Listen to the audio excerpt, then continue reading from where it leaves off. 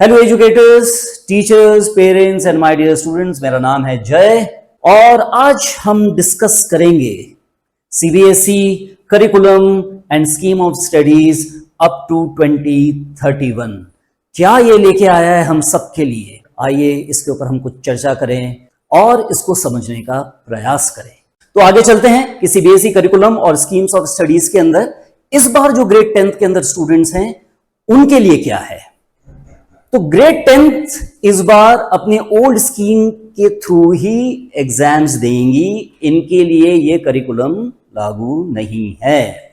तो उनके लिए क्या है, लैंग्वेज 1 है, लैंग्वेज 2 है। अगर आपने कोई ऑप्शनल सब्जेक्ट ले रखा है आप उसमें अपीयर हो सकते हैं। Mathematics standard, mathematics basic, science, social science और स्किल बेस्ड सब्जेक्ट अगर आपने ऑप्ट कर रखे हैं उसी के थ्रू आप 2027 के अंदर आप अपने बोर्ड एग्जामिनेशंस के अंदर अपीयर होंगे। प्लस आपके जो इंटरनल असेसमेंट्स हैं वो school will take care of health and physical education, work experience and art education. कोई चेंज नहीं है, इसलिए कोई कंफ्यूजन नहीं है, because we are well aware with this old scheme, this old system. Now let's see grade 9 जो इस बार 2026-27 में आई है उनके लिए क्या सब्जेक्ट्स हैं। Language 1 that is R1, language 2 that is R2, maths advance, science advance, social science. एक ये नई चीज वोकेशनल एजुकेशन को कंपलसरी कर दिया गया है। इसके अलावा अगर आप कोई ऑप्शनल सब्जेक्ट चूज करना चाहते हैं, कोई थर्ड लैंग्वेज लेना चाहते हैं तो आप वो ले सकते हैं, या कोई और स्किल बेस्ड सब्जेक्ट लेना चाहते हैं आप वो टेबल नंबर 7 सीरियल नंबर 48 से 59 में से चूज कर सकते हैं। इंटरनल असेसमेंट में आपकी फिजिकल एजुकेशन है, आर्ट एजुकेशन है, कंप्यूटेशनल थिंकिंग एंड एआईए, इसके कुछ मॉड्यूल्स होंगे जो सीबीएसई अपलोड करेगा और वो मॉड्यूल्स आपके टीचर्स और आपके स्कूल आपको करवाएंगे। और जो आईडीए है, इंटर डिसिप्लिनरी एरिया एक सब्जेक्ट है, उसके अंदर आपको इंडिविजुअल्स इन सोसाइटी इसके बारे में स्टडी करनी पड़ेगी। थोड़ा और डेप्थ के अंदर जाते हैं। सो ग्रेड 9th जो इस साल ग्रेड 9th में स्टूडेंट्स आए हैं 26-27 के अंदर, कंपलसरी सब्जेक्ट आपके ये हैं जो हम ऑलरेडी पहले डिस्कस कर चुके हैं। इंटरनल असेसमेंट जो है वो हम डिस्कस कर सकते हैं। This grade 9th when they are going to appear in the board examination in 2028, subjects वही रहेंगे, बट आपका जो आईडीए है, ग्रेड 9th में आप पढ़ रहे थे individuals in society, in grade 10th you will be studying about environmental education। इसका मतलब इस बार जो ग्रेड 9th का टाइम टेबल बनेगा उसके अंदर ये 6 सब्जेक्ट्स और ये 4 सब्जेक्ट्स, पर जो इंटरनल असेसमेंट वाले हैं और जो आपके कंपलसरी सब्जेक्ट्स हैं वो सारे आपके वीकली टाइम टेबल के अंदर आएंगे। अब हर सब्जेक्ट को कितने लेसन्स देने हैं ये हमें देखना होगा। तो जो CBSE prescribe time allotment for each subject है, अब आप देखिएगा ग्रेड 6 के अंदर, क्योंकि ये 6 में इंप्लीमेंट करना है इस साल, R1, R2 और R3।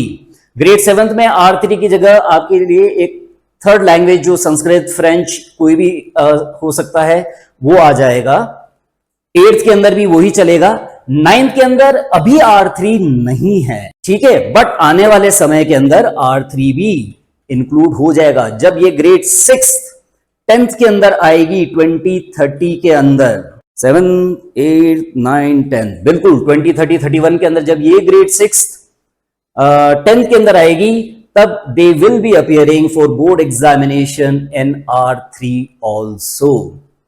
तो प्रिस्क्राइब टाइम अलॉटमेंट एनुअली पूरे साल के अंदर लैंग्वेज R1 को 70, R2 को 70, ग्रेड 9 को अभी R3 हम नहीं दे रहे हैं यहाँ पे, मैथमेटिक्स को 135, साइंस को 135, social science 125 hours, IDA inter disciplinary area 125 जो आपका इंडिविजुअल्स इन सोसाइटी होगा, art education 115, physical education 90 and vocational education 110।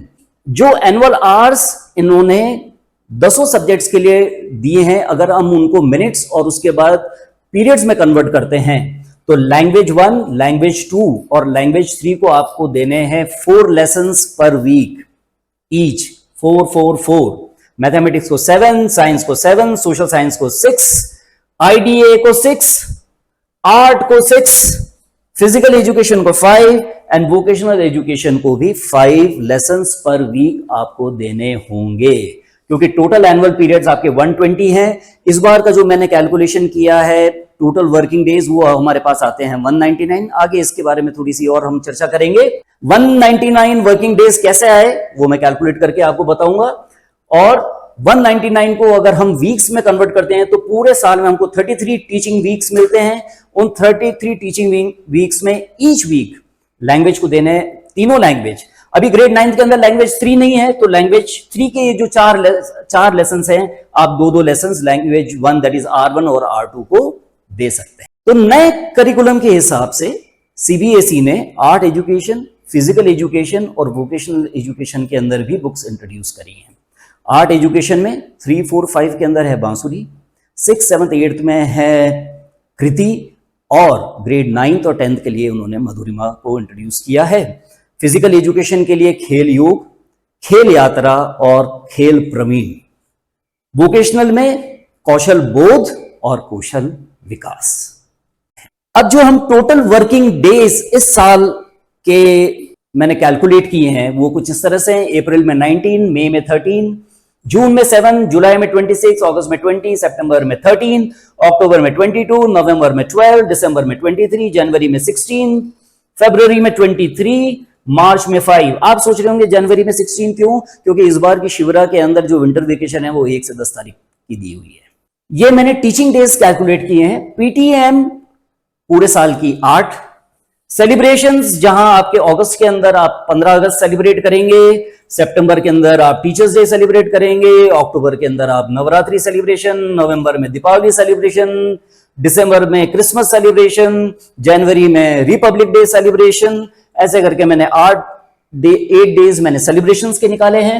Evaluation, 2 बड़े evaluation, half yearly and annual, 9 days for half yearly, 10 days for annual examination. Total Sundays इस साल हमको मिलेंगे 52।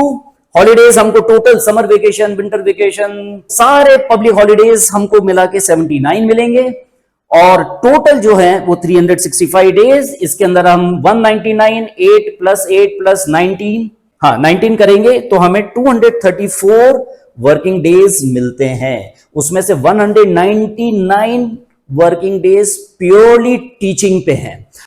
Now, in these 199 working days, I have not considered the extremes of weather condition, like excessive heat, excessive rain, and severe winters.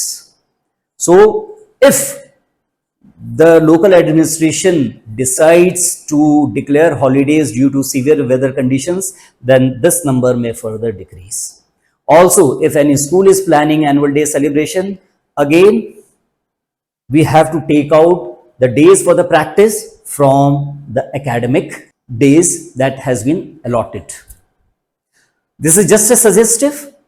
Her school का अपना एक idea होता है, अपनी एक फिलॉसफी होती है, अपना एक काम करने का स्टाइल होता है। आप इसको उस हिसाब से ऑल्टर कर सकते हैं। आई होप आपको ये वीडियो पसंद आया होगा। Thank you for watching. See you next episode of CBSE curriculum and schemes of studies.